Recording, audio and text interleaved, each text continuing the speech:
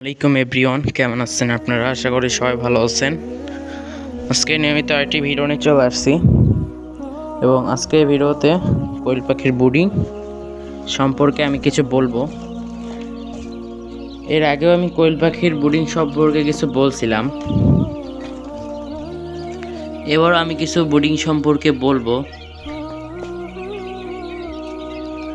কোয়েল পাখির ব্রুডিং আছে, অনেকেরাই করতে পারে না এবং ব্রুডিং করতে গেলে অনেক ঝামেলা হয়। তা আলহামদুলিল্লাহ আমি যতবারই ব্রুডিং করছি বাচ্চা মারা যায় নাই। দেখি এবার দেখি কি হয়। এবার দ্বিতীয়বার আমি ব্রুডিং করছি কোয়েল পাখি এবং আমি মেশিন থেকে ডিম ফোটাই।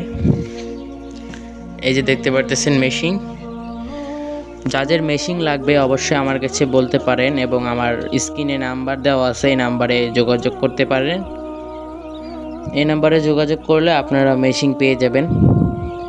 মেশিন অবশ্যই কেনার আগে 3 দিন বা 5 দিন আগে আমাদের বলে রাখবেন, মেশিন অর্ডার দিয়ে রাখবেন, তারপরে আপনারা মেশিন পাবেন।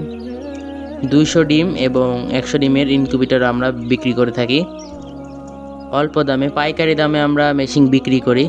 যারা কিনবেন তারা আমাদের কাছে যোগাযোগ করবেন এবং ইনকিউবেটর হতে বাচ্চা আপনারা ফোটাতে পারবেন, যেহেতু আমাদের যে বাচ্চাগুলো দেখছেন এগুলো সব ইনকিউবেটর থেকে ফোটানো বাচ্চা। এবং আজকে ব্রুডিং নিয়ে কিছু বলি আমি, যে ব্রুডিংয়ে আপনারা কি ভুল করেন। নিচে লিটারে আপনারা কি দেন?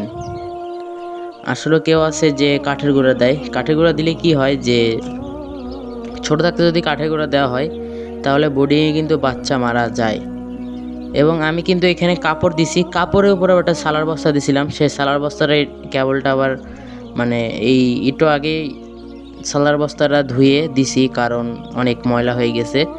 তো এটা আপনারা অবশ্যই খেয়াল রাখবেন, যদি ময়লা হয়ে যায় তাড়াতাড়ি করে যে সালার বস্তা দ্বারা দিয়ে থাকেন তাড়াতাড়ি করে সেই সালার বস্তাটা উঠিয়ে আর কি পরিষ্কার করবেন। এবং পানির পট অবশ্যই 2টা রাখবেন, যেহেতু পাখির ওপর পানির পট নির্ভর করে।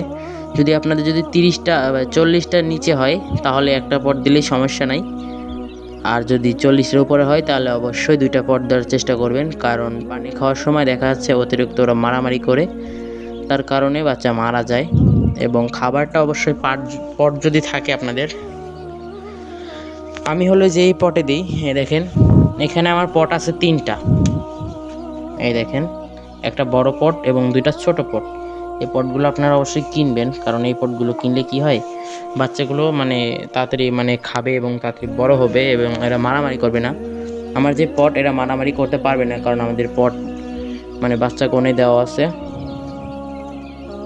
এবং এখন বলবেন যে পট দেন নাই কেন, কারণ নিচে যে খাবারগুলো পড়ে রয়েছে এই খাবারগুলো তারা খেয়ে শেষ করুক, তারপরে আবার পট দিব। এবং লাইট আপনারা অবশ্যই 60 পাওয়ার দেওয়ার চেষ্টা করবেন এবং 6 দিনের ওপরে হয়ে গেলে সেই জায়গায় আপনারা 40 পাওয়ারের লাইটটা দিয়ে দিবেন। না দিলে হবে, তাও দিলে ভালো হয়, কারণ হিটটা অনেক সম্পন্ন তারা ভালো পাবে। এবং যেহেতু গরমকালে 9 দিনে হিট কমপ্লিট করবেন, শীতকালে 15 দিন হিট কমপ্লিট করবেন।